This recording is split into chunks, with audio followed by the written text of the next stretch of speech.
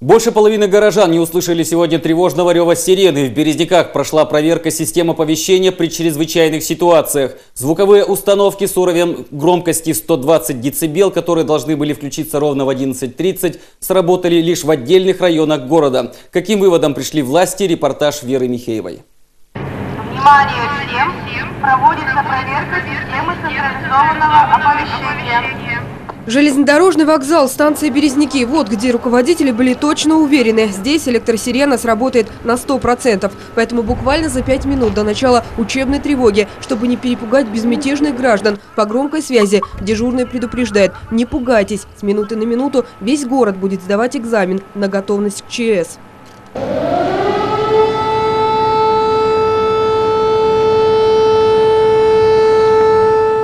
Здесь, на вокзале, все это больше напоминает шумовую атаку. Одновременно на 2 минуты 45 секунд вместе с сиренами машинисты десятков тепловозов подают сигнал. Да так, что не разобрать рева сирены. Для сотрудников вокзала ситуация привычная. Плановая эвакуация в учебных целях здесь проводят часто. Рядом азот, а за плечами опыт нескольких случаев с провалом грунта.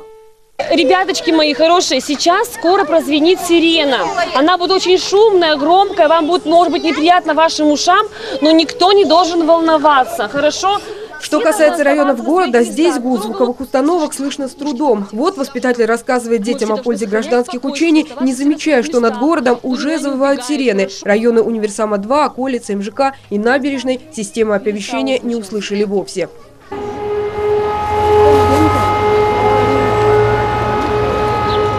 Район Новинок – один из немногих, где слышимость была прекрасной. Но во время учений даже голуби не взлетели. На стихийном рынке под звуки сирены отлично расходились фрукты, ягоды, зелень. Многодневная подготовка властей к проверке системы оповещения показала – паники не было. Люди в курсе событий. Не зря клеили тысячи объявлений на дверях каждого подъезда.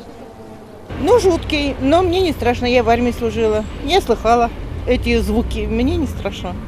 Я вот деда своего предупредила, я говорю, будут сейчас сирену включать, ты не волнуйся. Очень хорошо и прекрасно. Спасибо вам большое, что мы будем, мало ли какие бывают события, уже будем знать. Правильно делаем. Молодцы. Ага, я аплодирую вам. Судя по опросу, березниковцам сегодня крайне не хватает информации. Самый часто задаваемый вопрос нам, журналистам, а что делать, если сирена сработает в реальной жизни, а не во время учебной тревоги. И вот люди не знают, как действовать и просят помощи у властей.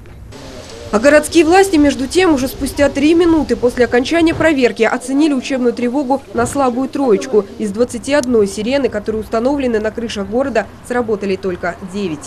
Сегодня мы уже разговаривали с главным инженером Березниковского, будем говорить, РУС, о том, что нужно все-таки приводить в надлежащее состояние те системы, которые не сработали. И будем выяснять причины, почему же произошел сбой.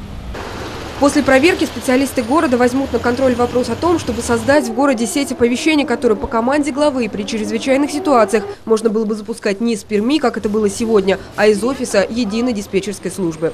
Вера Михеева, Александр Якушев. Наши новости.